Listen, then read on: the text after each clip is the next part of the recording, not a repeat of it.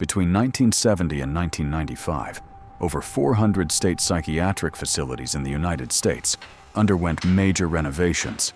Entire wings were closed. Floor plans were redrawn.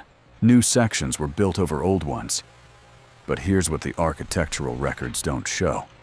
Places inside psychiatric hospitals that do not officially exist.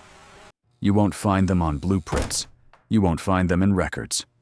And if you ask about them, you'll be told they were never there.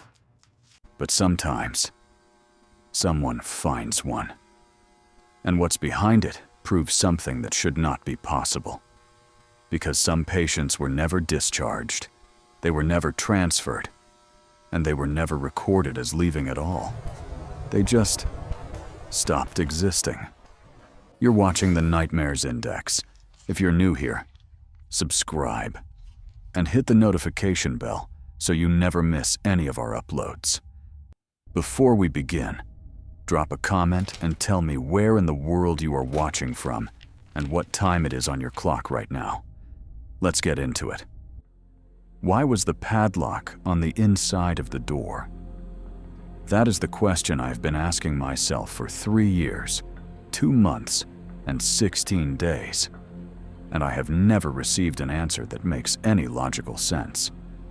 Not from the hospital administration, not from the state licensing board, not from the construction company that handled the original build in 1962, not from the architectural firm that managed the 1979 renovation, not from anyone. The padlock was on the inside of a door that opened inward into the corridor, which means that whoever secured it locked themselves in. And based on what I found, when I finally forced that door open on March 12th, 2020, whoever locked it had been in there for a very, very long time. My name is irrelevant. What matters is that I was the maintenance supervisor at Whitmore Psychiatric Hospital in upstate New York from June of 2018 until my resignation in October of 2021.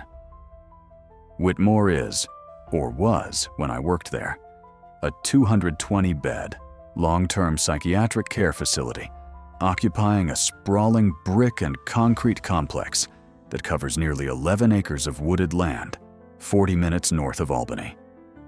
The facility was built in 3 distinct phases across 3 decades.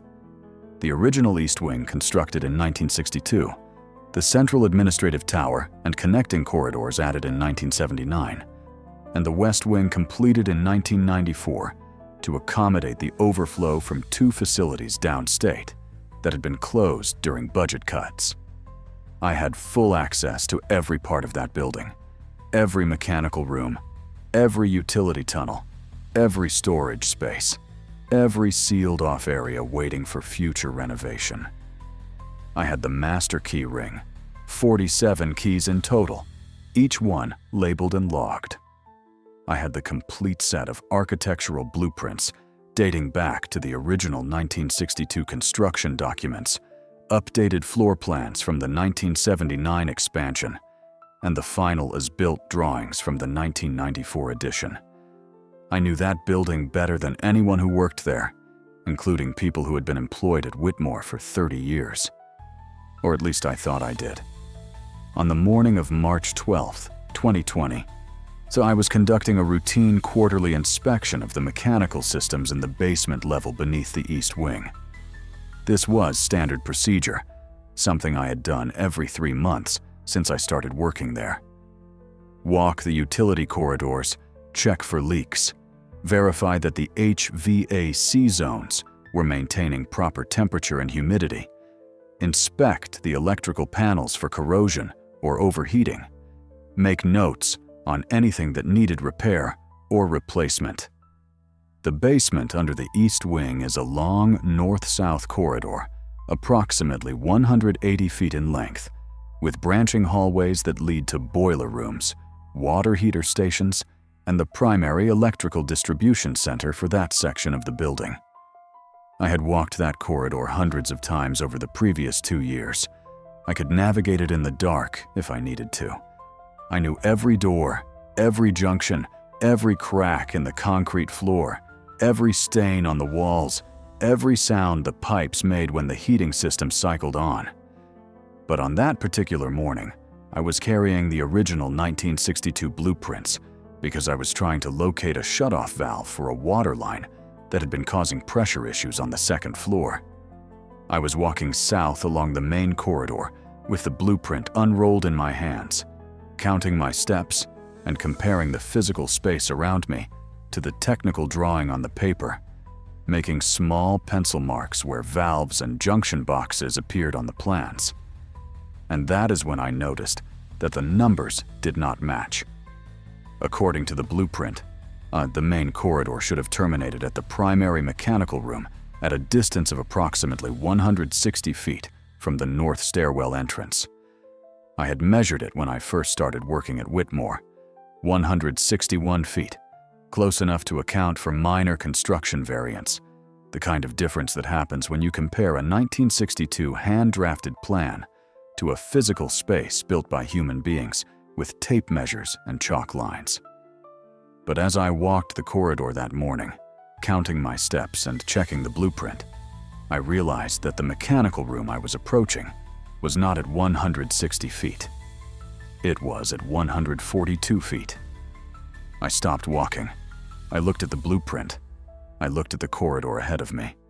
The mechanical room door was clearly visible about 15 feet in front of me, exactly where it had always been, right where I expected it to be based on 2 years of walking this same route. But the blueprint said it should be 18 feet farther south. I walked to the mechanical room. I opened the door. I stepped inside and looked at the back wall, the south wall that should have been the end of the building's footprint in this section. It was concrete block, painted the same industrial beige as every other surface in the basement. Pipes ran along the ceiling. Electrical conduit was mounted to the walls. A water heater occupied the southeast corner. Everything looked exactly the way it should, exactly the way it had looked every other time I had been in this room, except that the wall was not where the blueprint said it should be. I went back into the corridor.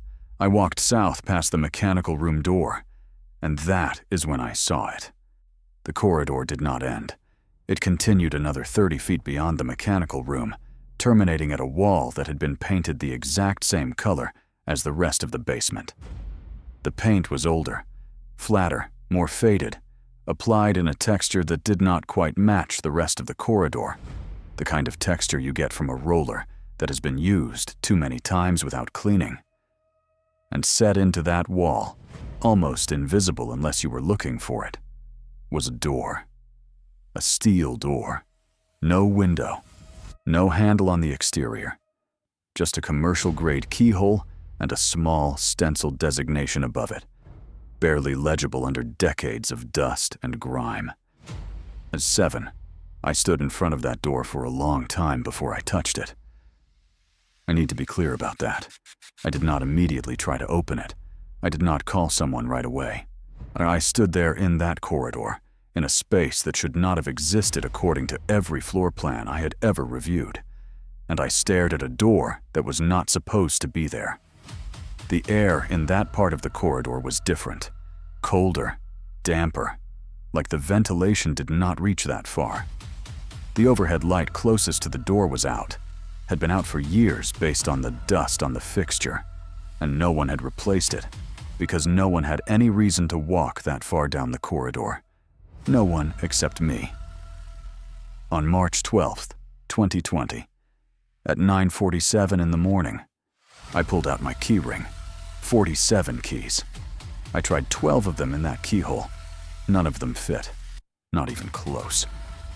The keyhole was an older style, the kind used in institutional buildings in the 1960s and 70s, before master key systems became standardized. I recognized the shape. I had seen similar locks in the oldest parts of the East Wing, locks that had been replaced during the 1979 renovation and removed entirely during the 1994 upgrades. But this one was still here. Still locked. Still securing. Something. I went back to my office. I checked the master key inventory log. a binder that listed every key, every lock, and every corresponding room designation in the entire building. I went through every page, every entry, every addendum and update going back to 2005, which was as far back as the digital records went. There was no entry for E7.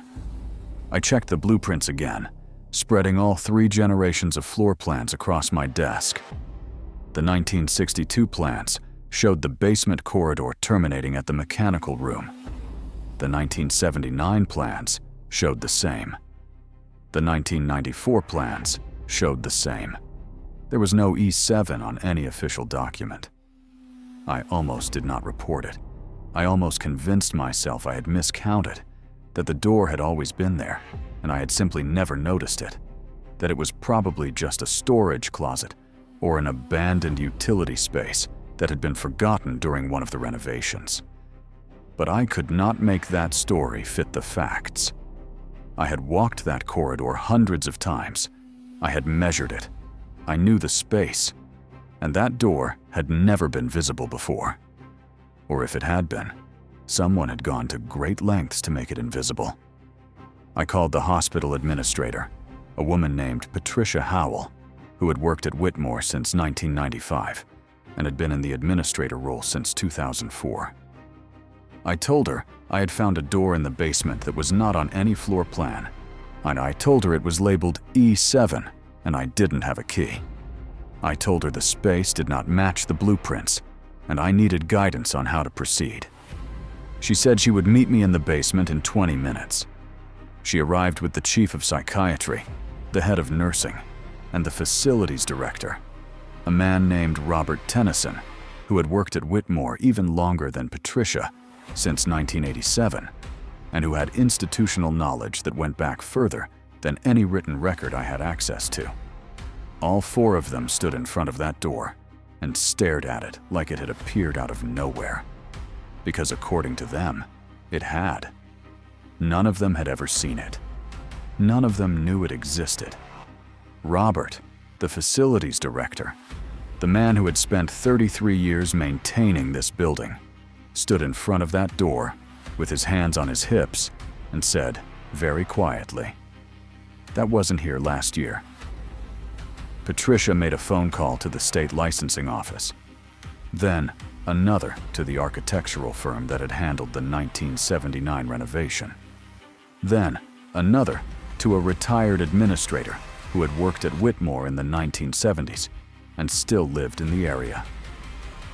By the end of the day, there were 9 people standing in that basement corridor: administration, legal, a structural engineer, a contractor who had done work on the building in the past, a representative from the State Department of Mental Health, and me. The decision was made to open it. The contractor brought an angle grinder.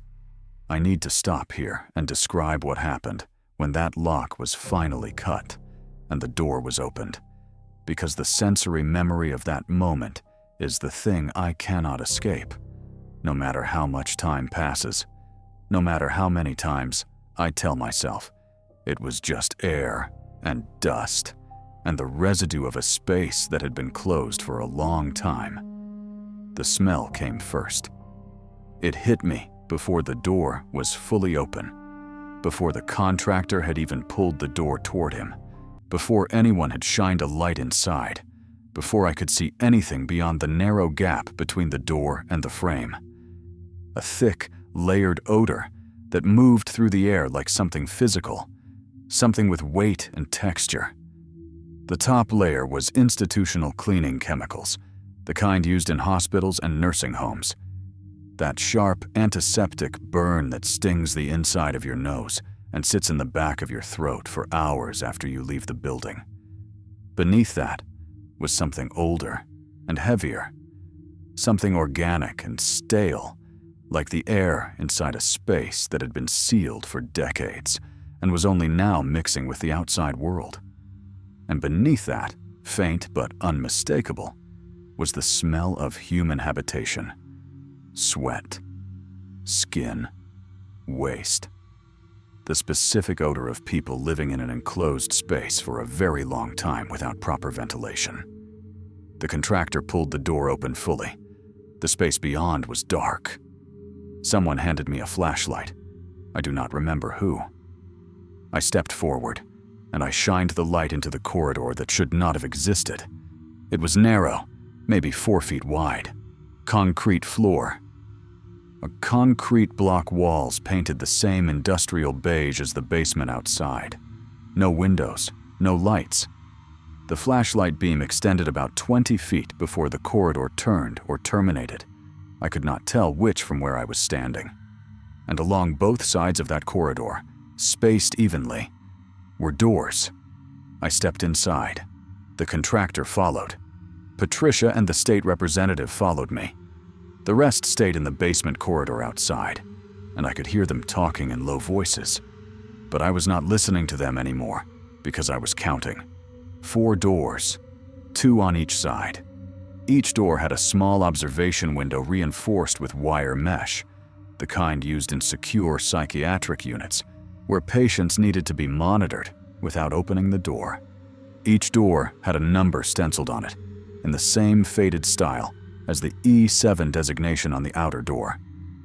E7A, E7B, E7C, E7D.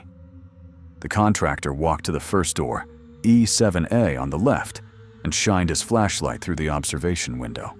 I stepped up beside him. I looked inside. Patient room, approximately 10 feet by 12 feet. A bed frame against the far wall. Steel frame, institutional style. The kind I had seen in the older wings of the building. The kind they stopped using in the 1980s, when newer, safer designs became available. A small desk bolted to the floor. A chair also bolted down. A narrow wardrobe cabinet built into the wall. No window. A single light fixture on the ceiling. Dark. And the room wasn't empty. On the desk, a hairbrush, a hand mirror, 3 books stacked neatly, a ceramic mug, while on the bed frame, a folded blanket, a pillow with no pillowcase, a pair of slippers placed at the foot of the bed. In the wardrobe, clothes hanging on a bar, visible through the partially open door. Everything was covered in dust, thick, undisturbed dust. The kind that accumulates over years, not months. The kind that forms patterns when air moves over it, creating ridges and valleys like sand dunes in miniature. But the objects were arranged, placed, organized, as if someone had just stepped out of the room and would return at any moment. We moved to E7B. Same layout, same furniture, different belongings. A radio on the desk, a stack of magazines, a pair of eyeglasses on the bedside table, shoes on the floor beside the bed, laces still tied.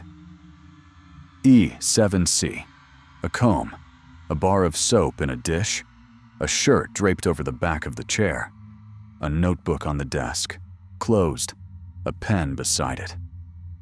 E7D, a photograph in a frame, too dusty to make out the image. A deck of playing cards spread across the desk in the middle of what looked like an unfinished game of solitaire.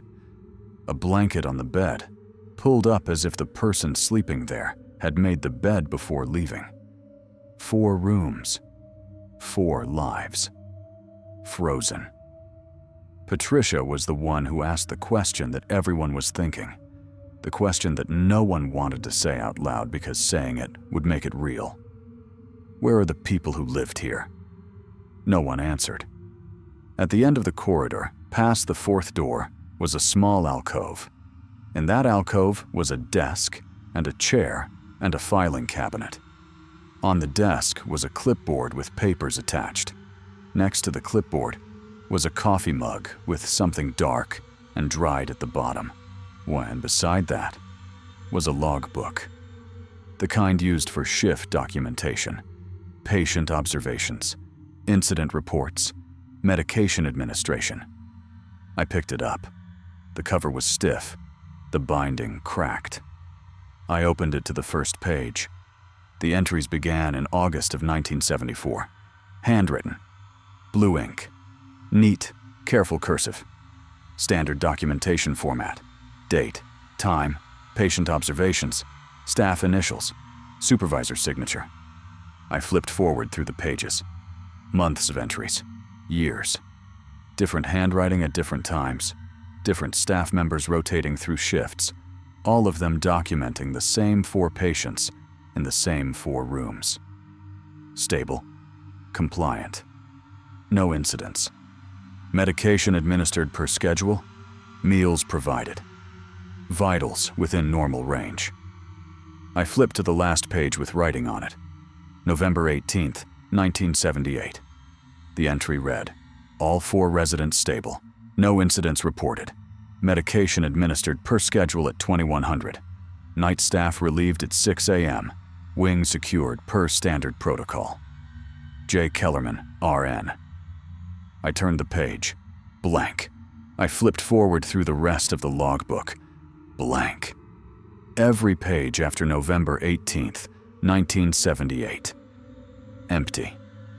41 years before I opened that door. Patricia took the logbook from my hands. She read the entry. She read it again. She read it a 3rd time.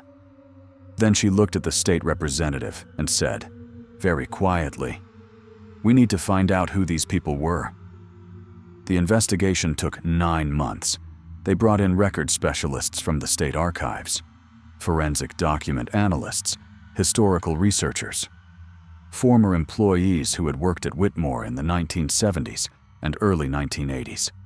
They searched every patient database, every admission log, every discharge record, every transfer document, every court commitment order, every legal hold, every piece of paper that passed through the administrative offices at Whitmore between 1960 and 1985. They found nothing. No patients matching the room designations E7A through E7D. No records of anyone being housed in a basement-level secure unit. No documentation of a wing designated E7 in any budget report, staffing schedule, inspection record, or maintenance log. No staff member named J. Kellerman in the employment records. No nursing licenses issued to anyone with that name in New York State during the relevant time period. The 4 people who had lived in those rooms, who had been documented daily for years, who had been fed and medicated and monitored and cared for by trained professionals, did not exist in any official record. But they did find 3 former employees who remembered. One was a nurse who had worked at Whitmore from 1974 to 1982. Her name was Linda Corrigan, and she was 71 years old when they interviewed her at her home in Saratoga Springs. She remembered E7. She said it was a special unit for patients who were wards of the state, people with no family, no outside contact, no legal representation, no one who would ask questions if something happened to them. She said it was managed separately from the rest of the facility, with its own staff, its own protocols, its own documentation that was kept in a locked cabinet in the supervisor's office and never filed with the main hospital records. She said she had only been inside once, in 1976, to deliver medication when the assigned nurse called in sick. She remembered 4 patients. She did not remember their names. She remembered that they were quiet, compliant, medicated to a degree that made them passive and unresponsive, but not unconscious. She remembered that they never asked to leave. She remembered that they never asked for anything at all. Another was a maintenance worker who had been employed at Whitmore from 1971 to 1979. His name was Dennis Pryor, and he was 68 when they found him living in a nursing home in Vermont. He remembered being told that the E7 corridor was restricted and that he should not go down there unless specifically called. He remembered seeing staff go in and out, always the same 2 or 3 people, always carrying meal trays or medication carts. He remembered that in late 1978, October, maybe November, he could not be certain, He was asked to help install a new lock on the outer door. The door I had just cut open. He said the lock was installed on the inside. He said he thought it was strange, but he did not ask why. He installed the lock, tested it to make sure it worked, handed the key to the nurse who had requested the work, and left. He never went back to that corridor.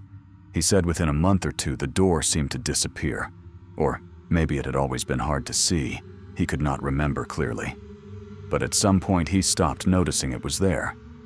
The third was a retired administrator who had worked in the central office from 1975 to 1981. Her name was Margaret Hillenbrand, and she was 76 when they located her in Arizona. She remembered E7. She said it was part of a program.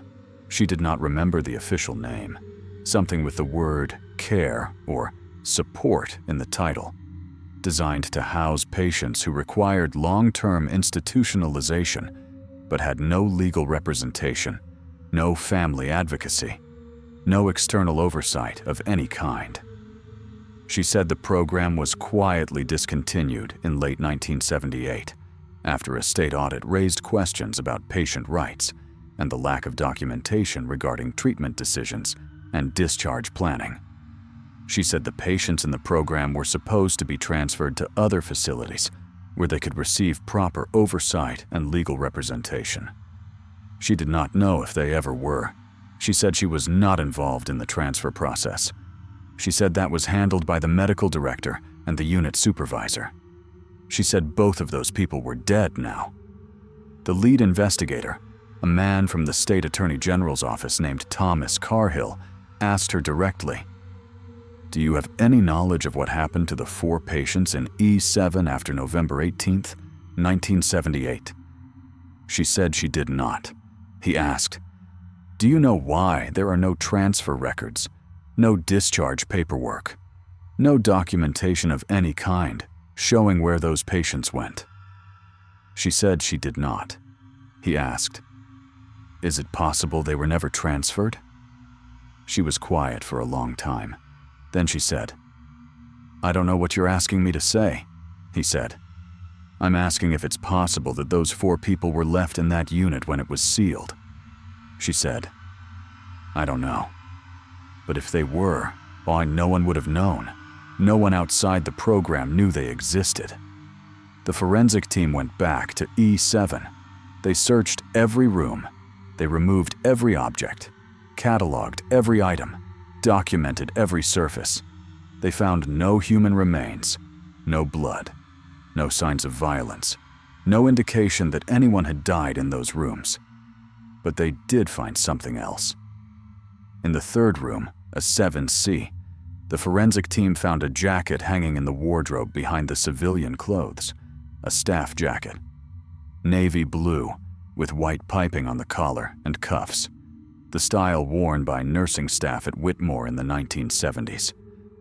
And sewn into the collar was a name tag, J. Kellerman, RN, the same name from the final logbook entry.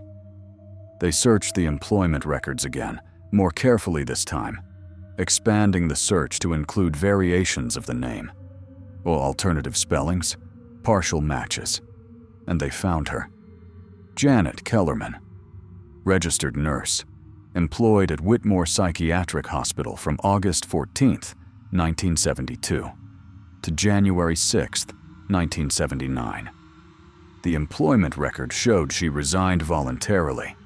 No reason given, no forwarding address, no final paycheck mailed because she picked it up in person on her last day.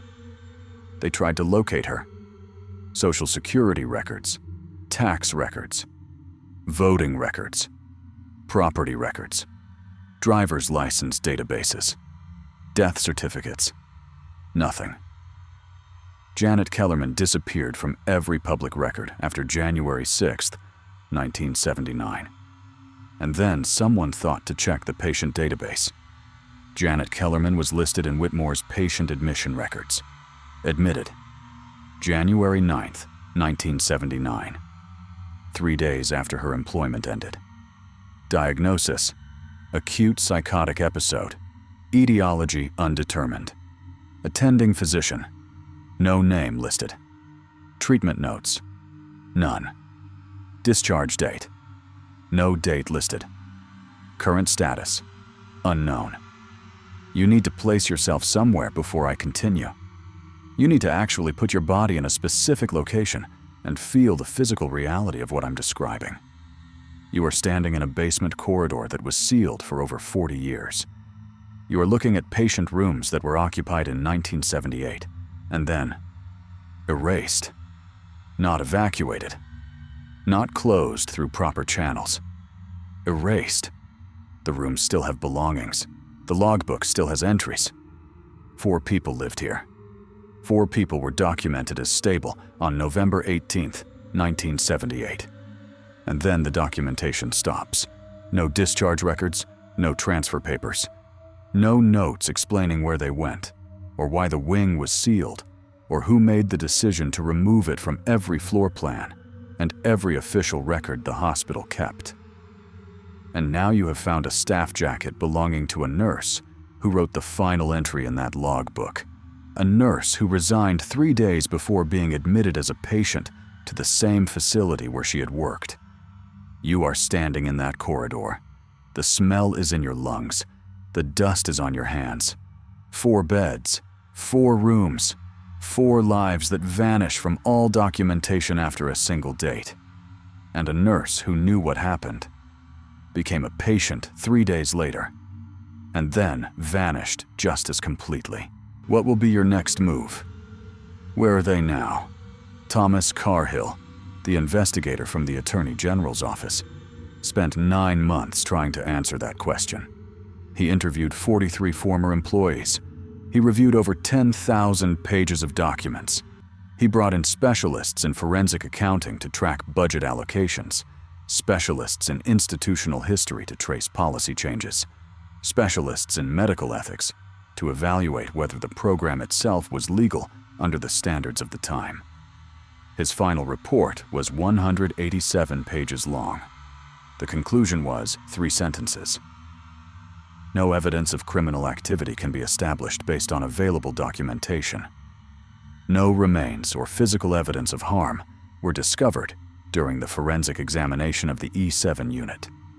Without living witnesses who can provide direct testimony regarding the disposition of the 4 patients known to have resided in A7 as of November 18, 1978.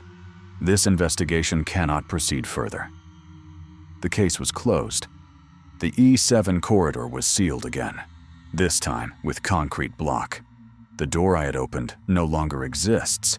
It was removed. The opening was filled. The wall was rebuilt.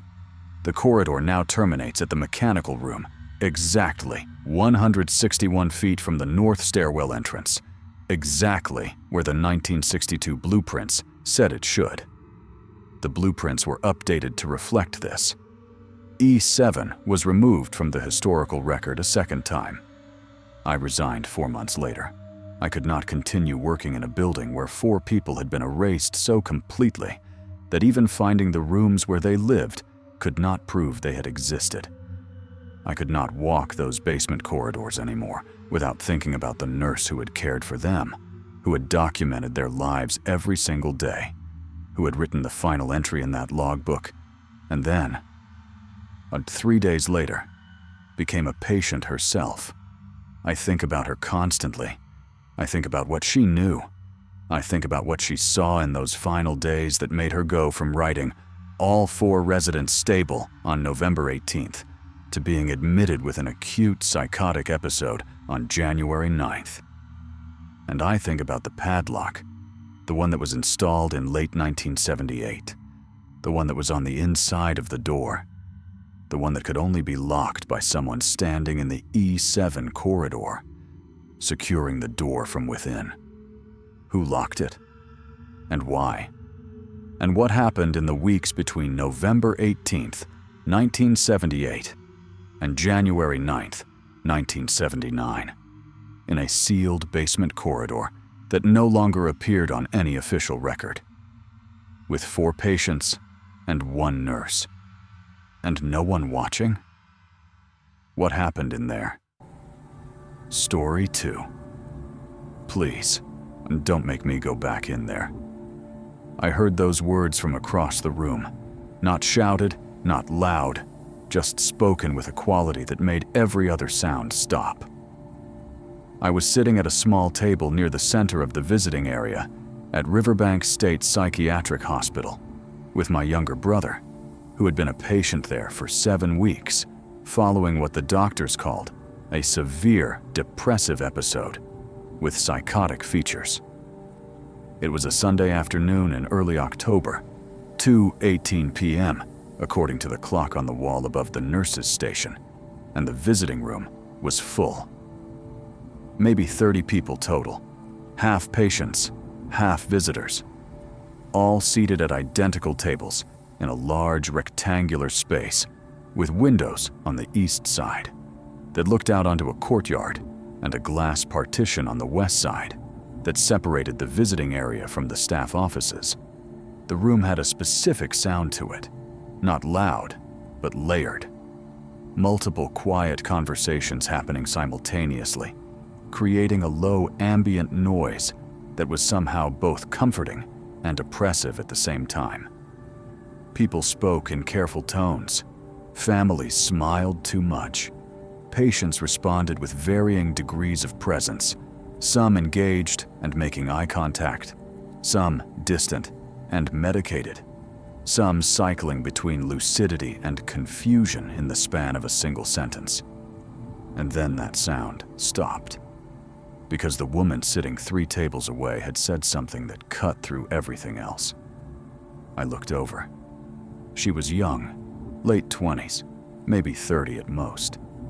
Thin in the way that suggested appetite had not been a priority for a while. The kind of thin that comes from stress and medication and institutional food that no one really wants to eat. The dark hair pulled back in a ponytail, wearing the standard issue clothing provided to patients who either did not have personal items or were not permitted to wear them.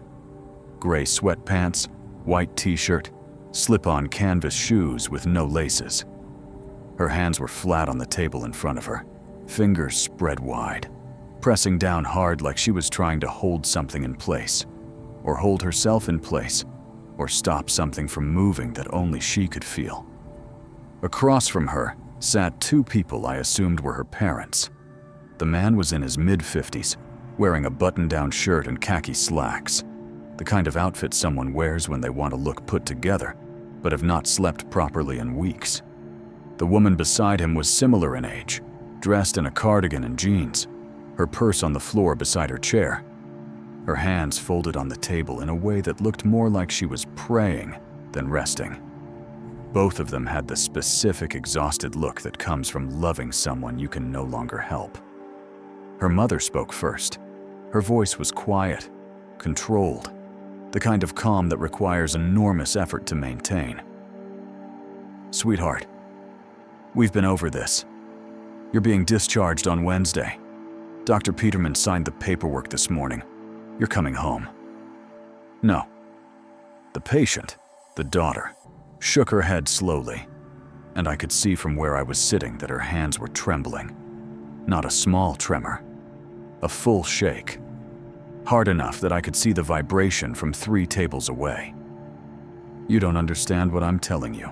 Discharge doesn't mean I'm leaving. It means they're moving me."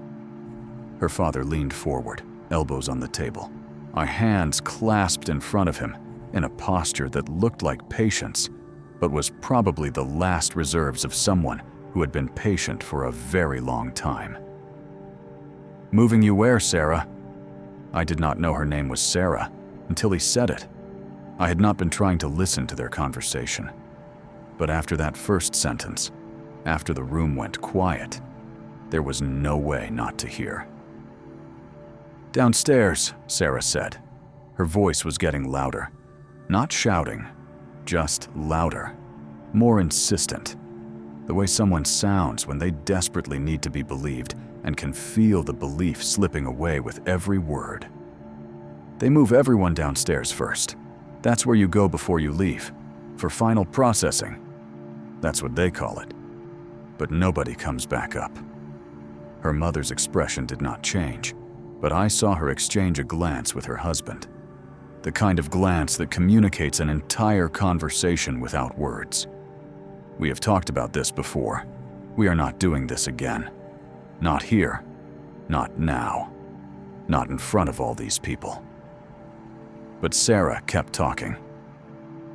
"I've been on this floor for 9 weeks," she said, and her hands were pressing even harder against the table now.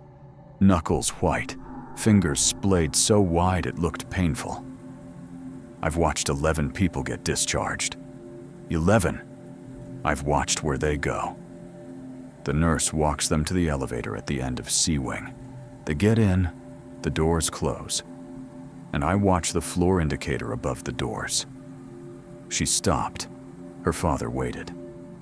"It goes down," Sarah said. "Not to the lobby. Not to ground level where the exit is. It goes down past ground." Her father stood. Not quickly, not angrily, just stood. Like he had made a decision and the conversation was over. "We are not doing this," he said. "Dad, please." Sarah grabbed his arm, not aggressively, desperately. Like a person holding on to the last piece of something solid in a collapsing room. Like someone who knows they are about to fall, and this is the last thing they can reach. "Please just listen to me. Just ask someone. Ask the staff. Ask them where people go when they're discharged. Ask them why there's a stairwell at the end of C Wing that's marked restricted, and why the door is always locked, and why no one will tell us what's down there. Ask them why." A staff member approached the table. Tall man, mid-40s, wearing navy blue scrubs and a photo ID badge clipped to his chest pocket. I recognized him. He had been the one who checked me in at the security desk when I arrived an hour earlier. The one who walked me through the visitor protocols. The one who explained that I could bring my brother items from the approved list, but nothing with strings or belts or sharp edges or glass containers. His name tag said, R. Morrison. He did not raise his voice. He did not touch Sarah. He just stood beside the table and said, very calmly, in the practiced tone of someone who has done this exact intervention dozens of times before, "Sarah, do you need to take a break?" She let go of her father's arm. She sat back in her chair, but she was still talking, quieter now, looking directly at her parents, ignoring the staff member standing 2 feet away. Now I know what's down there. I've heard them. Every night after the second medication round, after most people are asleep, the elevator goes down, and it doesn't come back up until morning. And sometimes late at night, when the building is quiet and everyone else is sedated, I can hear sounds through the air vents. "What sounds?" her mother asked. And I could not tell if she was asking because she believed her daughter, or because she was trying to keep her calm, or because some part of her, some small, frightened part, wanted to know the answer.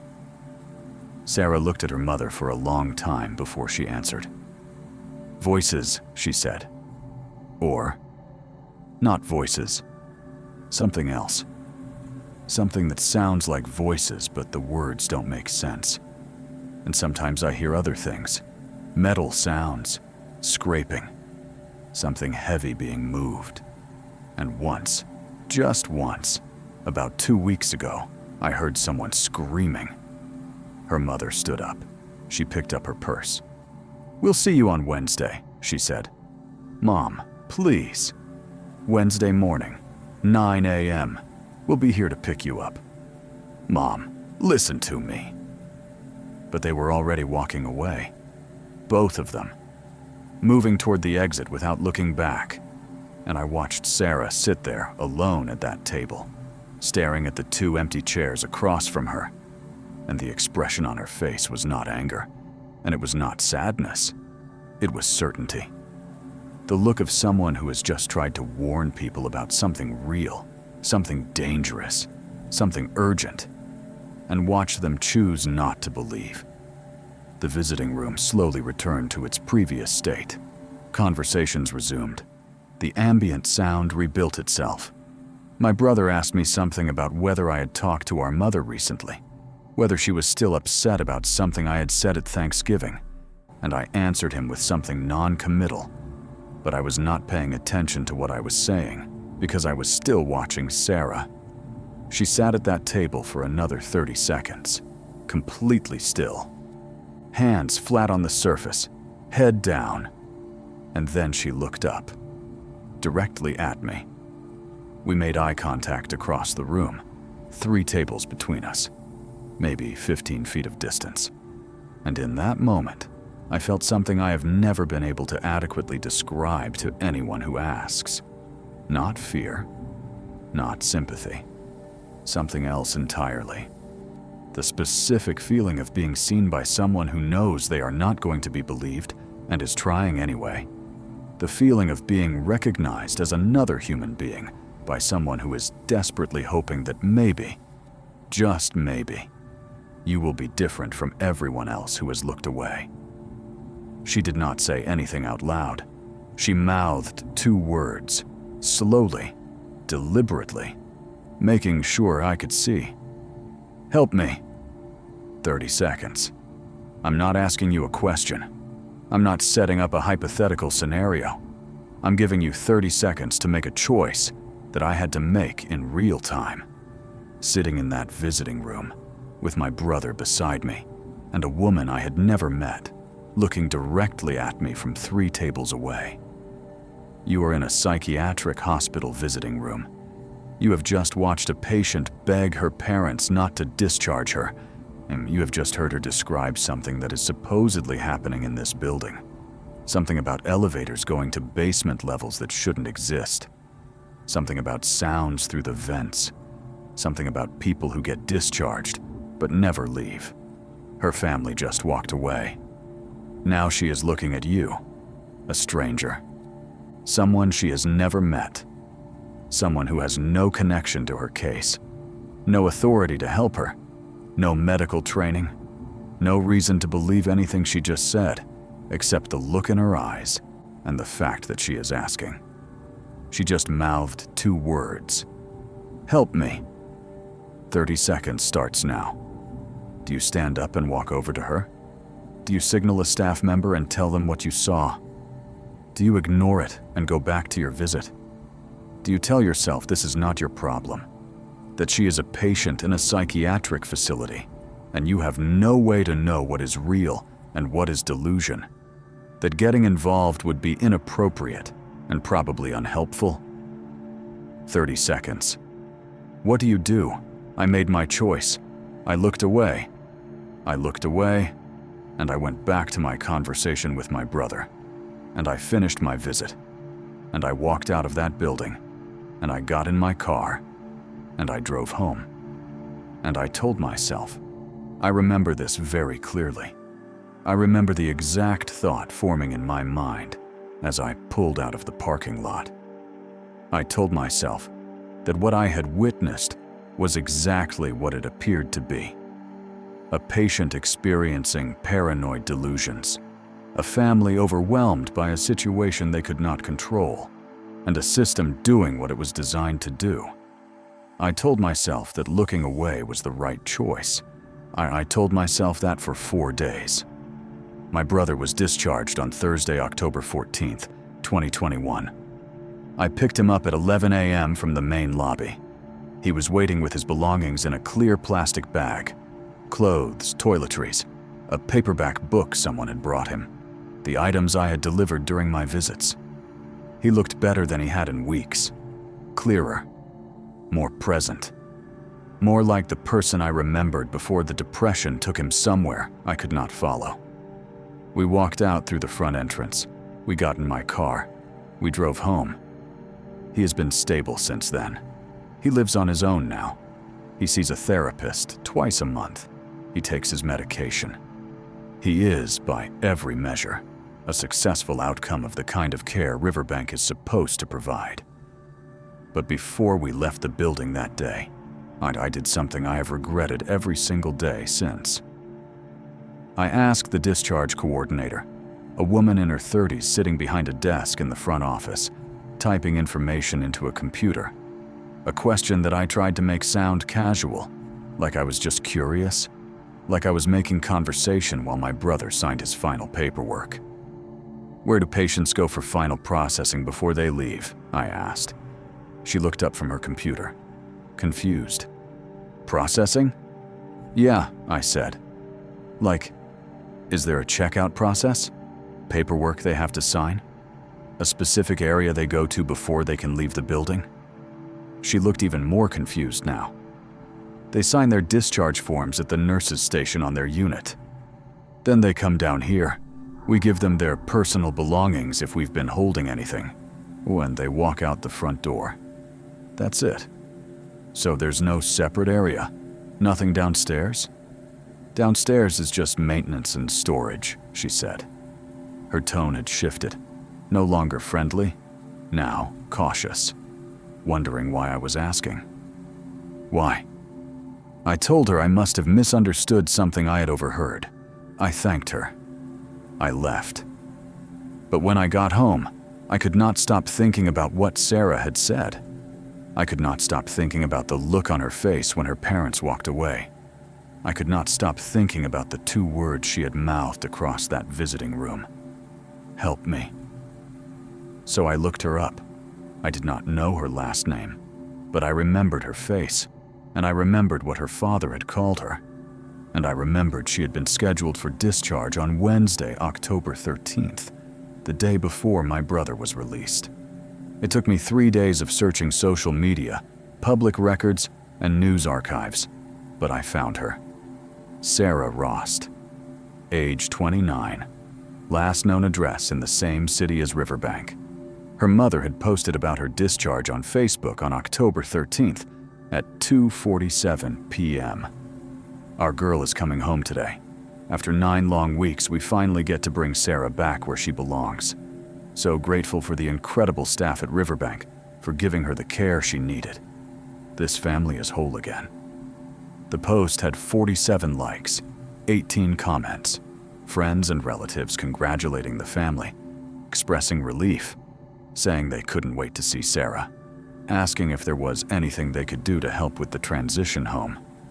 I scrolled down. 2 weeks later, October 27th, her mother posted again. "Has anyone heard from Sarah? Oh, she hasn't answered our calls or texts since she came home. We've tried going by her apartment, but she's never there. Starting to worry. If anyone has seen her or talked to her, please let us know." I kept scrolling. The comments filled in over the next few days. Cousins saying they hadn't heard from her. Friends saying they had tried to reach out with no response. A former co-worker saying she had called Sarah's phone and it went straight to voicemail. Her father commenting, "We've been to her apartment 3 times. The landlord let us in. Her things are there, but she's not. Her car is in the parking lot. Phone is off. If anyone knows anything, please tell us." 3 days after that, October 30th, a new post from her mother. "We have filed a missing persons report with the police. Sarah has not been seen or heard from since her discharge from Riverbank on October 13th. If you have any information about where she might be, or if you've seen her, please contact us immediately or call the number below." I stared at that post for a long time. And then I did something I knew was probably pointless, but could not stop myself from doing. I called Riverbank. I asked to speak to someone in administration. I was transferred 3 times before I reached someone who would listen. A woman who identified herself as being from patient services. I explained that I was trying to locate a former patient who had been discharged on October 13th and had not been seen since. I gave them her name. I said I was concerned that something might have happened during or immediately after the discharge process. But the woman on the phone put me on hold. 14 minutes. When she came back, she said, "I'm sorry, but we have no record of a patient by that name being discharged on that date." "That's not possible," I said. I was there. I saw her in the visiting room on Sunday, October 10th. Her parents were there. They told her she was being discharged on Wednesday the 13th. Her family posted about it on social media. "Sir, I'm looking at our discharge records right now. There is no entry for Sarah Rost on October 13th, 2021. Then check your admission records. She was a patient there for 9 weeks. She was on the same unit as my brother. Another hold. 11 minutes this time. Sir, I've checked our admission database going back 6 months. There is no patient by that name in our system. I asked to speak to a supervisor. I was transferred to someone who identified herself as the Director of Patient Services. I explained the entire situation again. The visiting room, the conversation I had overheard, the parents, the discharge date, everything. She listened. She put me on hold. 23 minutes. When she came back, her tone had changed. Professional. Careful. The voice of someone who has been trained to end conversations without giving information. Sir, I have personally reviewed our records. I have spoken to the unit staff who were working during the time period you're describing. No one recalls a patient matching that description. There is no documentation of anyone by that name being admitted, treated, or discharged from this facility. How is that possible? I asked. I don't know what you think you saw. I know what I saw, but I can assure you it did not happen here. She ended the call. I sat in my apartment with my phone in my hand, and I pulled up the missing persons report that Sarah's parents had filed. It was public record. I read through it carefully. Name, Sarah Elizabeth Rost. Age, 29. Height, 5 feet 6 inches. Weight, 118 pounds. Last seen, October 13th, 2021. Location last seen. Discharged from Riverbank State Psychiatric Hospital, believed to have returned to apartment, never arrived. The police had investigated. They had interviewed the parents. They had checked her apartment. They had reviewed her phone records, her bank account activity, her social media. There was no activity after October 13th. No calls made or received. No money withdrawn. No posts or messages. So no credit card transactions. Sarah Rost disappeared the day she was discharged from Riverbank State Psychiatric Hospital. And according to the hospital, she was never there. I went back to her mother's Facebook page. I scrolled back through the previous months.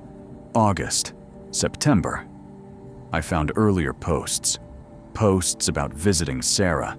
Posts asking for prayers. Posts expressing hope that the treatment was working. I found photos. Photos of Sarah with her parents in the visiting room. Photos taken inside Riverbank. I recognized the room. I recognized the tables, the windows, the partition. I had sat in that exact room. I had been sitting there when Sarah looked at me and mouthed those 2 words. But according to the hospital's official records, none of it existed. I contacted her family, and I found an email address through the missing persons page. I sent a message explaining who I was, that I had been in the visiting room the Sunday before her discharge, that I had seen her, that I had heard her conversation with her parents. Her father called me back 3 hours later. He asked me what I remembered. I told him everything, the conversation, the staff member who approached the table, the way Sarah had looked at me, the 2 words she mouthed. I told him I had called the hospital and they claimed she had never been a patient there. He was quiet for a long time. Then he said, very quietly, "They told us the same thing." "I know," I said. "But she was there," he said, and his voice cracked. "We visited her. We brought her clothes. We met with her doctors. We signed the discharge paperwork. How can they say she was never there?" I did not have an answer. He asked me if I would be willing to speak to the police. I said yes. I gave a statement to a detective. I described what I had seen. I provided the date, the time, as many details as I could recall. The detective assigned to the case, a man named Kowalski, told me the hospital had provided documentation showing that no one by Sarah Rost's name had been admitted during the time period in question. He said the hospital's visitor logs did not show her parents signing in on any of the dates they claimed to have visited. He said the hospital's security footage from the lobby and visiting areas had been reviewed and showed no one matching Sarah's description during the relevant time frame. He said without physical evidence or corroborating documentation, there was nothing to investigate. I asked him what he thought happened to her. He said he did not know. Sarah Rost has not been seen since October 13th, 2021. Her case is still open. Her parents have hired 3 different private investigators. They have contacted state legislators. They have filed complaints with the Department of Health.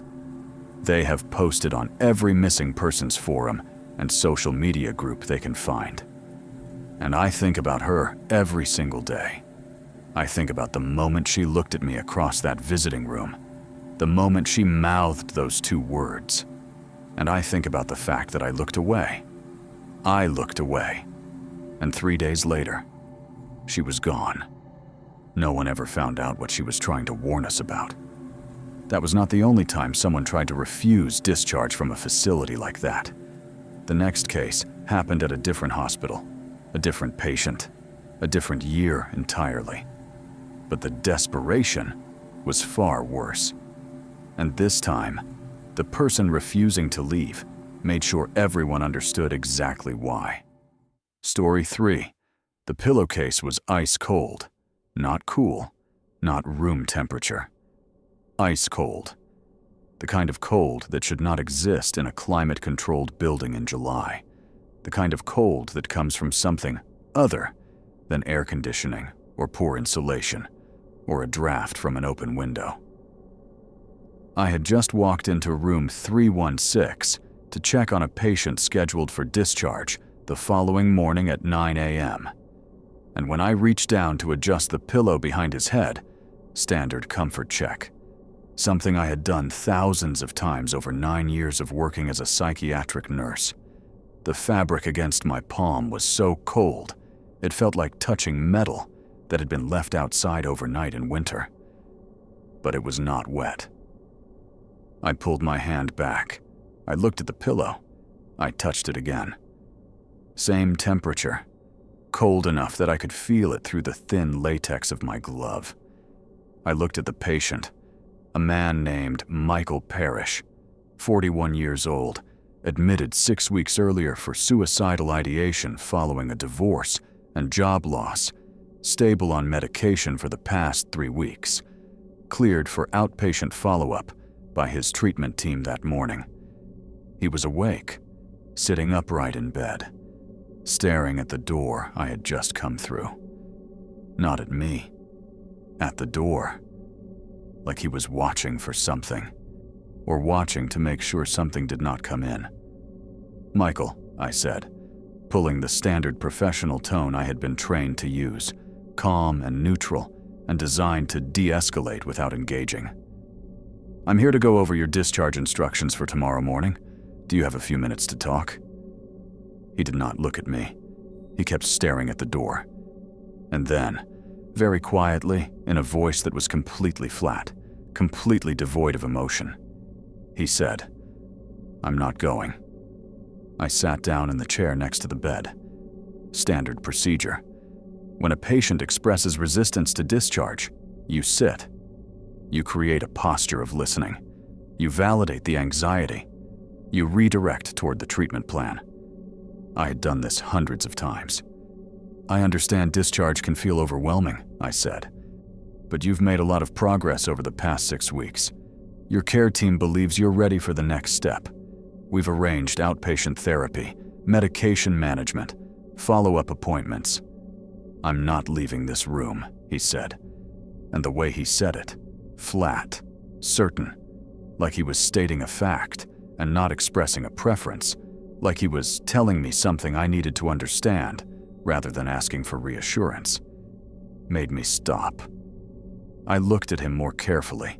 His eyes were open but unfocused. His hands were folded in his lap, fingers laced together, knuckles white. His breathing was shallow and controlled, like someone trying very hard not to move too much or make too much noise.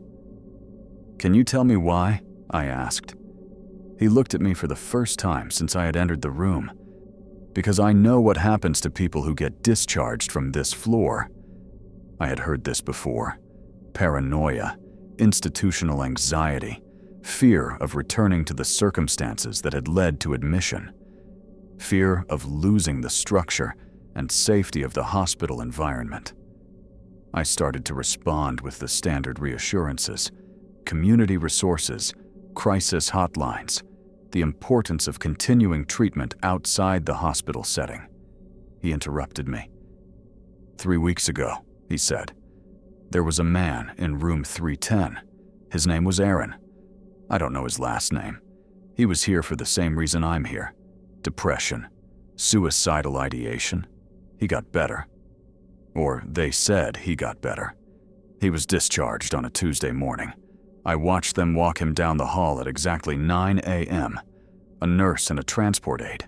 He was smiling. He looked relieved. He was ready to leave." Michael paused. I waited. "But when they got to the elevator," he continued, "he stopped. He asked the nurse which floor they were going to. She said ground floor, discharge processing. And he said?" I heard him say this. I was standing in my doorway, watching.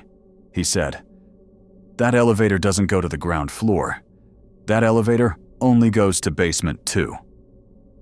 I opened my mouth to explain that all the elevators in this building accessed the ground floor, that there was no restricted basement level, that patients sometimes experienced confusion about the layout of the facility.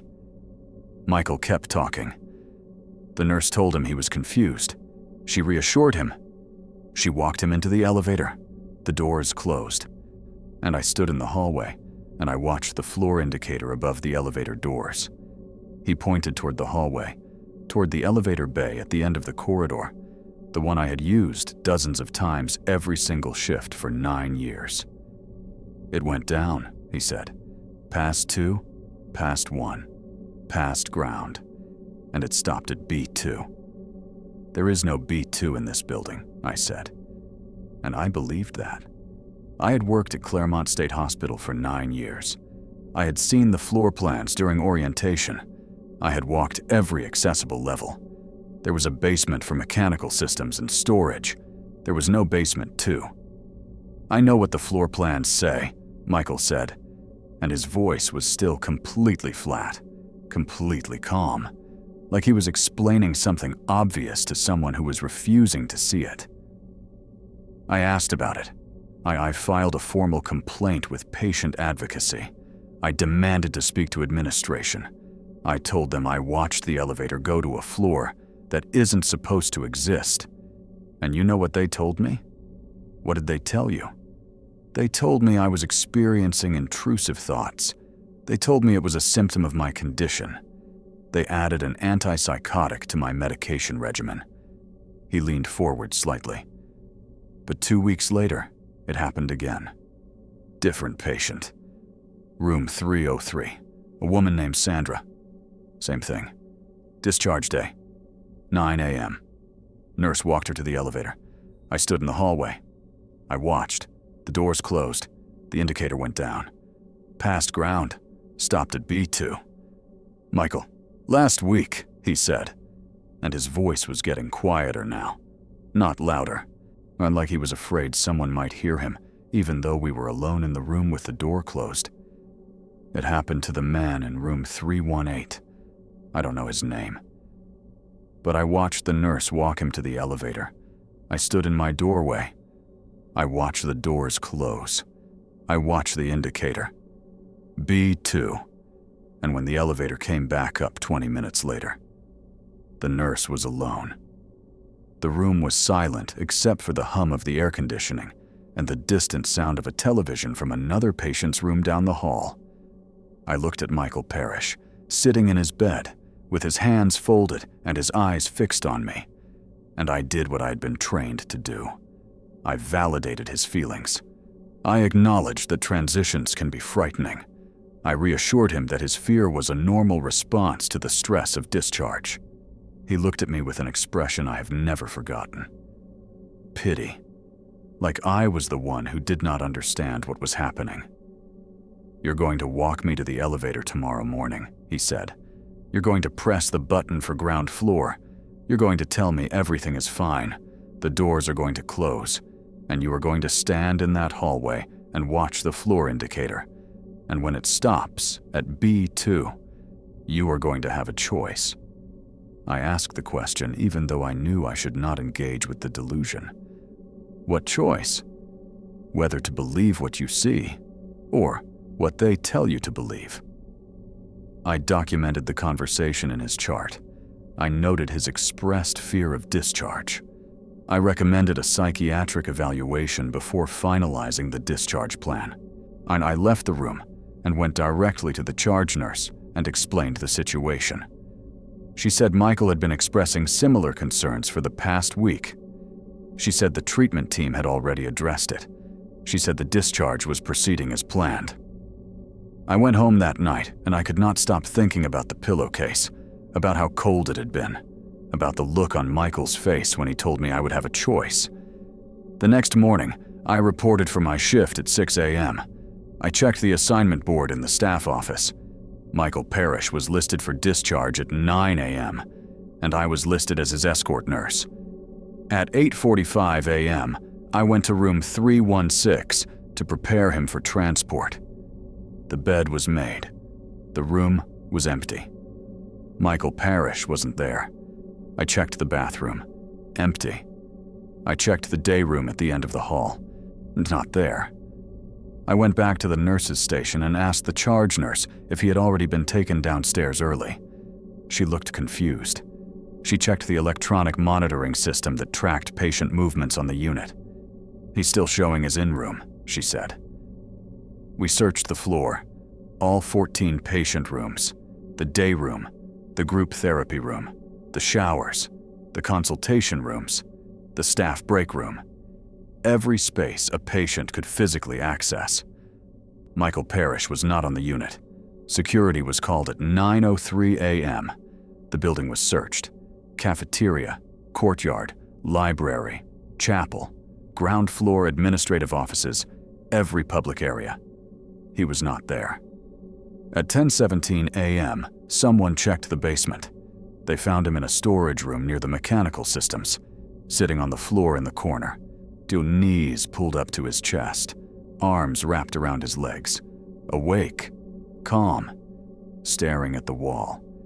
He did not resist when security brought him back to the unit. I was assigned to do his readmission evaluation. I sat across from him in the consultation room, a small windowless space with a table bolted to the floor and 2 chairs and a camera in the corner that recorded everything. And I asked him why he had left the unit. "I didn't leave," he said. "I hid." "Why did you hide?" "Because I'm not getting on that elevator." I explained that his behavior had created a situation that would significantly delay his discharge. I explained that hiding from staff would be documented as non-compliance, and I explained that refusing discharge was not an option, and that continuing to resist would result in an involuntary hold and a full psychiatric reevaluation. He looked at me the same way he had the night before. "Pity. You don't believe me," he said. "That's fine. I understand. But I need you to do something for me. Just one thing." "What?" "Next time someone is discharged from this floor, watch the elevator. Don't take my word for it. Don't ask anyone else. Just stand in the hallway and watch the floor indicator when the doors close. That's all I'm asking." I did not make a promise. But 3 days later, a patient from room 307 was scheduled for discharge. A woman in her 50s who had been on the unit for 8 weeks following a manic episode. I was not assigned to her case. I was not involved in her discharge process. But I was at the nurse's station when the escort nurse walked her down the hall toward the elevator at 9:04 a.m. And I watched. The escort nurse pressed the call button. The doors opened. The patient stepped inside. The nurse followed. The doors closed. and I watched the floor indicator. It descended. 3, 2, 1. G. And then, the indicator did not stop. It continued down, and it displayed a symbol I had never seen on that panel before. B2. I stared at it. The indicator stayed on B2 for 9 minutes. Then it ascended. G. 1, 2, 3. The doors opened. The escort nurse stepped out. Alone. I stood up from my chair. I walked down the hall. I stopped the nurse before she reached the station. "Where is the patient?" I asked. She looked at me like I had asked a question with an obvious answer. I walked her to the discharge exit on the ground floor. She signed her final paperwork. She left through the main doors, same as every other discharge. "The elevator went to B2, I said. She looked confused. "What?" I pointed at the floor indicator panel above the elevator doors. "I watched it. It went below ground. It stopped at B2. She looked at the panel. Then she looked at me. And she said something that I have replayed in my mind every single day since. "That panel has been glitching for years. Maintenance keeps saying they'll fix it, but they never do. It shows floors that don't exist. You know that." I did not know that. I went to maintenance after my shift ended. I asked about the elevator panel on the 3rd floor. I asked if there were any open work orders for repair or replacement. They had no record of the panel malfunctioning. I went to administration. I requested a meeting with the facilities director. I asked if there was a basement level 2 in the building. There was not. I asked for access to the basement to verify the elevator shaft configuration myself. My request was denied. I requested access to the building blueprints. My request was denied. I filed a formal safety concern through the employee reporting system. 1 week later, I was moved to a different unit, different floor, different patient population. The transfer was described as an administrative decision based on staffing needs. No other explanation was provided. I tried to follow up on Michael Parrish. I tried to check his chart. I tried to locate him through the patient database. My access was revoked. I contacted the outpatient clinic that was supposed to receive him for follow-up care after discharge.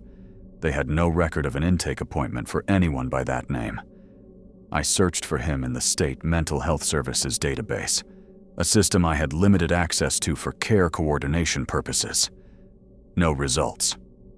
Michael Parrish, age 41, admitted to Claremont State Hospital in June of 2019 for suicidal ideation following divorce and job loss, scheduled for discharge in August of 2019. Does not appear in any record I can access after the morning he was found in the basement storage room. But his name does appear in one other place. I found it 2 years later, when I was cleaning out my employee locker on my final day before leaving Claremont permanently. So there was a folder in the bottom of the locker, old orientation materials from my first week of employment in 2012. And inside that folder was a patient roster from 1998, a training document, a sample list used to teach new staff how to read the admission logs, and on that list was a name, Michael Parrish, age 23. Admitted, June 14th, 1998. Diagnosis: major depressive disorder with suicidal ideation. Discharge date: August 19th, 1998. Same name, same diagnosis, same discharge month, 21 years apart. The name on the roster from 1998 was the same patient I walked to the elevator in 2019, and I have never been able to find out if the person who was discharged in 1998 ever actually left. There are stories I came across while putting this video together that I considered leaving out entirely, and this one I kept to myself for 8 months. Not because I don't believe the person who told me, because what they described should not be possible under any circumstances I can explain, and neither could the 3 other intake workers I found who processed the exact same thing. Story 4. The intake hall at Maplewood Psychiatric Facility is 140 feet long, 12 feet wide, and lit by 22 fluorescent fixtures that flicker in a pattern that never quite syncs. The flicker is not constant. It pulses, like a heartbeat, creating a strobing effect that makes movement look stop motion if you stare at it long enough. The fixtures were installed in 1981 when the building opened, and they have never been replaced, only re-lamped with cheaper and cheaper bulbs, as the state budget for mental health facilities has shrunk year after year. Most staff learned not to look directly at the lights. Most staff learned to keep their eyes on the floor or the paperwork or the patient in front of them. I never learned. I worked intake at Maplewood from 2016 to 2022. 6 years. Overnight shifts, 11 p.m. to 7 a.m., 4 nights a week. Intake is the first stop for every patient admitted to Maplewood, voluntary or involuntary, court-ordered or self-referred, police transport or family drop-off. Everyone comes through that hallway, sits in one of the 4 processing rooms, and completes the same paperwork, while I verify their identity, insurance, legal status, medical history, and psychiatric history. On a busy night, I processed 12 people. On a slow night, maybe 2 or 3. On the night of April 9th, 2022, I processed 1. His name was David Caro. At 2:47 a.m., the security door at the end of the intake hallway buzzed. Someone was being brought in. I looked up from my desk, a metal surface bolted to the wall, covered in forms and binders, and a computer terminal that ran software from 2004, and I saw 2 county transport officers escorting a man in handcuffs. Standard involuntary psychiatric hold.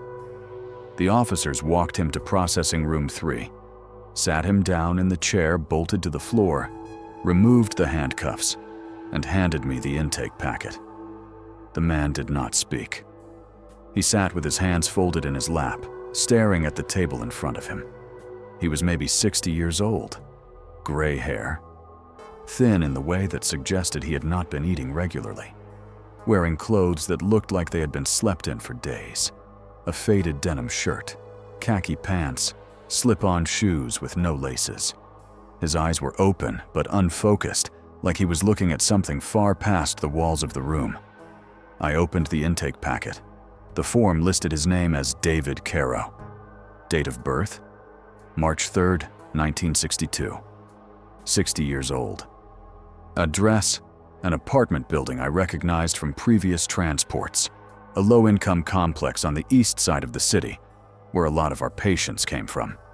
Picked up by police after a wellness check requested by a neighbor who reported hearing shouting and items being thrown. No history of violence, no active warrants, cooperative during transport.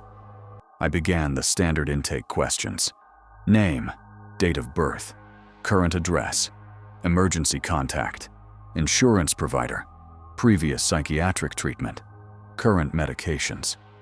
He answered every question in a flat monotone. No eye contact, no emotion, no hesitation. Just responses delivered in the same even cadence, like he was reading from a script he had memorized years ago. I entered his information into the system and waited for his records to populate. The system returned an error. No patient found. I tried again. Same result. I manually searched using his name and date of birth. Nothing. I searched using just his last name. Nothing. I searched using his address. Nothing. I looked up from the screen. "Mr. Caro," I said, "have you ever been treated at this facility before?" He did not answer immediately. He was still staring at the table. And then, very slowly, he looked up at me. "Yes," he said. "When?" I never left. I've heard a lot of things during intake. Confusion about why they were brought in.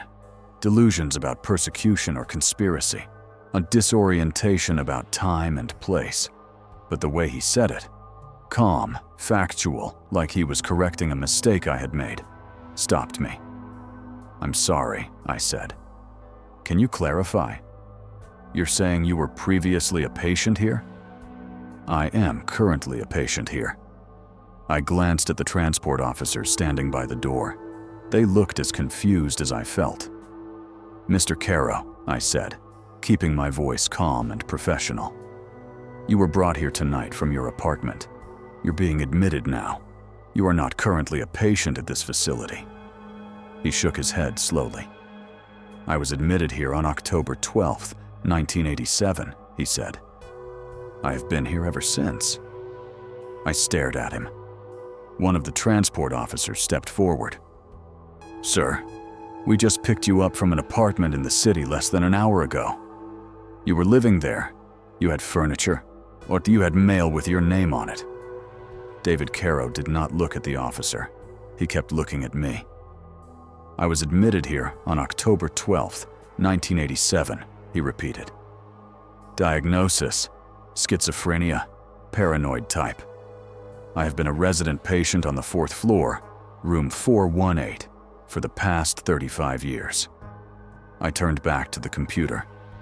I opened the archive search, a separate database that stored historical records going back to the facility's opening in 1981. I entered his name and the date he had provided. The search took longer than usual. The screen flickered. The fluorescent lights overhead pulsed, and then the screen populated. One result: David Caro. DOB, March 3rd, 1962. Admitted, October 12th, 1987. Diagnosis: schizophrenia, paranoid type, with auditory hallucinations. Attending physician: Dr. Richard Holcomb, deceased 2003. Discharge date: blank. Current status: active patient, long-term residential care.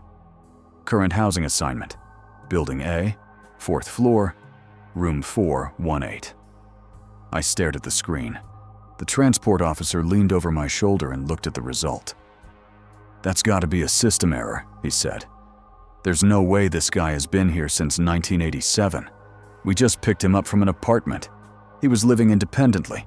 He had groceries in his fridge." I clicked into the full record. The file was massive. 35 years of documentation, medication logs, therapy session notes, incident reports, medical evaluations, housing assignment changes, behavioral observations.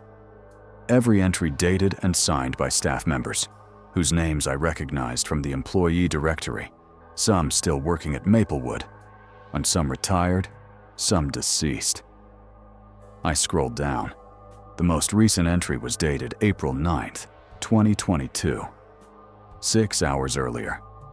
It was a nursing note documenting that David Caro had been observed in his assigned room on the 4th floor long-term residential unit at 8:30 p.m., that he had taken his evening medications without incident, that he had been cooperative and calm, and that there were no behavioral concerns to report. I looked up at the man sitting across from me. "Mr. Caro," I said slowly, "where do you think you are right now?"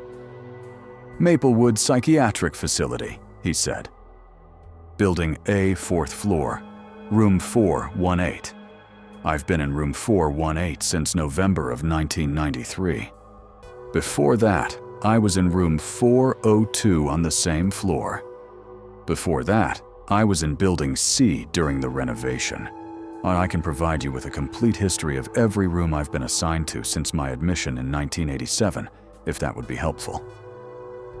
I stood up. I walked out of the processing room. I went directly to the phone at my desk, and I called the 4th floor residential unit. A nurse answered on the 3rd ring. Night shift. I recognized her voice. A woman named Patricia, who had worked at Maplewood even longer than I had. "This is intake," I said. "I need you to do me a favor. I need you to go to room 418 right now and tell me if there's a patient in that room."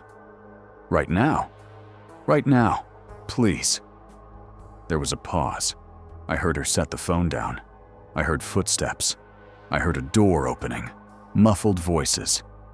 30 seconds later, she picked up the phone again. "Yeah," she said. "David Caro. He's here. He's in bed. He's awake. He's reading. Why are you asking?" I hung up.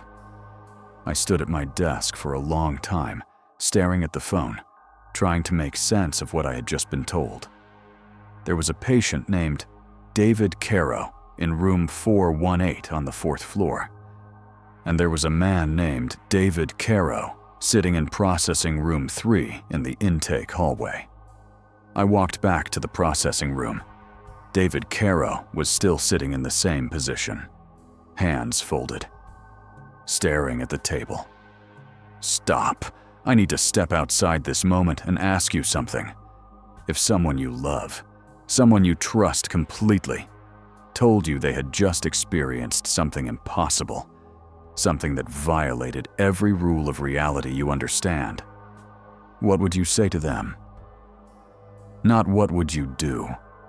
What would you say? What words would you use to describe a situation where two versions of the same person exist in the same building at the same time? How would you explain it to someone who wasn't there?" I don't know what I would say. I only know what I did. I asked David Caro to describe room 418. He described it in perfect detail.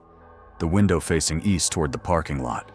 The radiator beneath the window that clanged every morning at 6 a.m. when the heat cycled on. The crack in the ceiling tile above the bed that looked like a profile of a face if you stared at it long enough. The name of the nurse who brought medications every night at 9 p.m. Patricia, the same woman I had just spoken to on the phone. The location of the bathroom, shared with room 416, accessible through a door on the left side of the room. No, the color of the blanket on the bed, gray with a white stripe. The number of steps from the bed to the door, 11. I called the 4th floor again. Patricia answered. "I need you to verify some details about room 418, I said. "Why?" "Please just do this for me. Is there a window facing east?" "Yes." "Is there a radiator under the window?" "Yes. It's loud as hell in the morning. David complains about it constantly." "Is there a crack in the ceiling tile above the bed?" Pause. "Yeah, actually. I've put in 3 work orders to get that replaced. How did you know that?" "Is the bathroom shared with room 416? "Yes." "What color is the blanket on his bed?" Longer pause. "Gray with a white stripe." "No, why are you asking me this?" "I need you to go back into room 418 right now and confirm that David Caro is still there. I just checked 5 minutes ago. Please." She put me on hold. 2 minutes later, she came back on the line. "He's still here," she said. Her voice had changed, uncertain now. "He's sitting on his bed. He's looking at me like I'm crazy for checking on him again. What's going on?" I hung up. I looked at the man in front of me. "Who are you?" I asked. He did not answer. I called my supervisor. I explained the situation. I showed her the intake form. I showed her the archived record.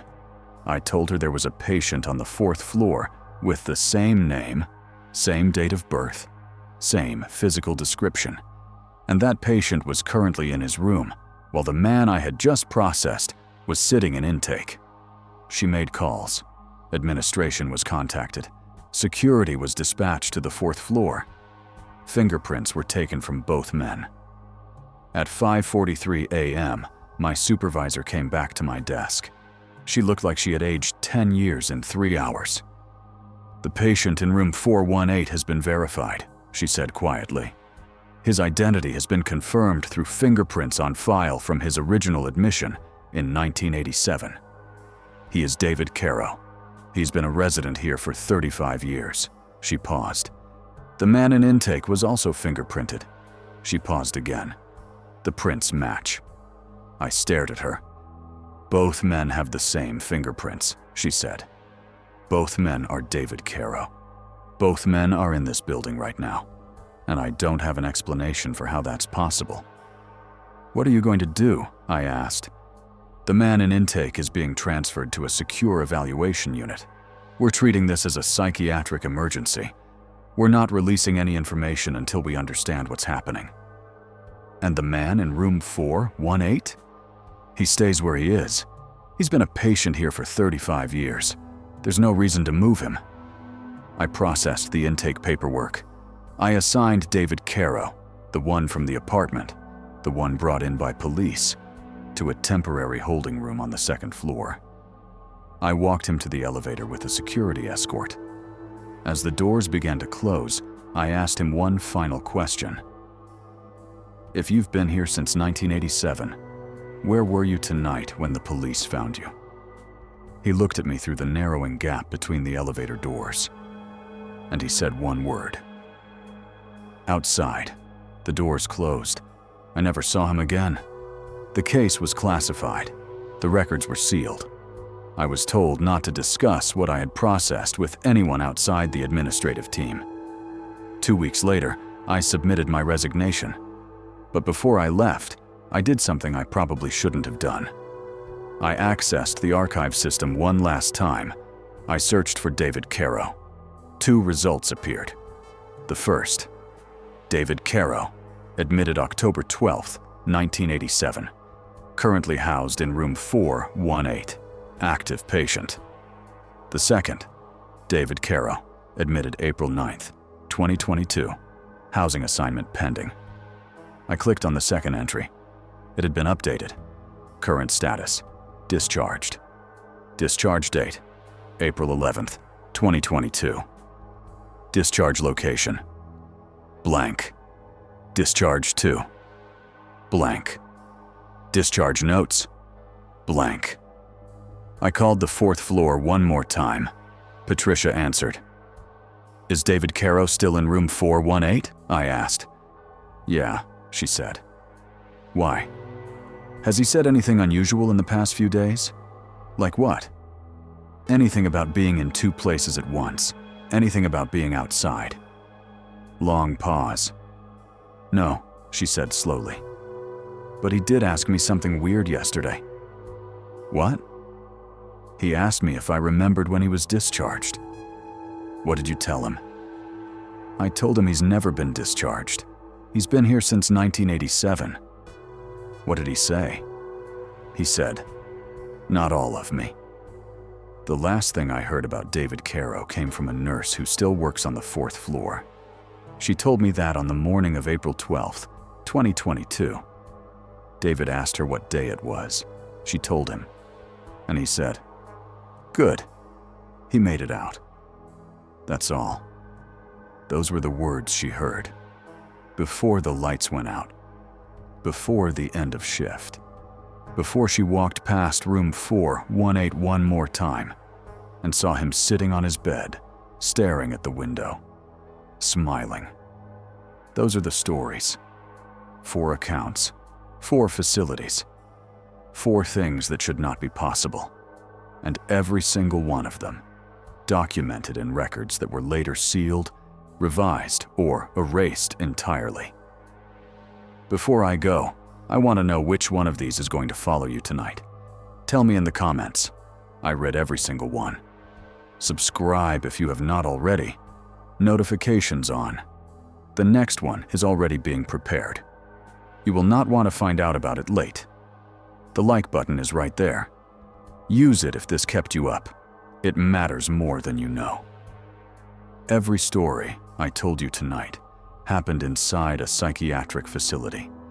A place designed to heal, to stabilize, to help people return to the world outside. But these stories share something that no treatment plan accounts for. In every single one, someone tried to tell the truth about what was happening inside those buildings. Staff members, patients, families, witnesses. And in every single one, the official record said it never happened. Rooms that don't exist. Patients who were never admitted. Discharges that lead nowhere.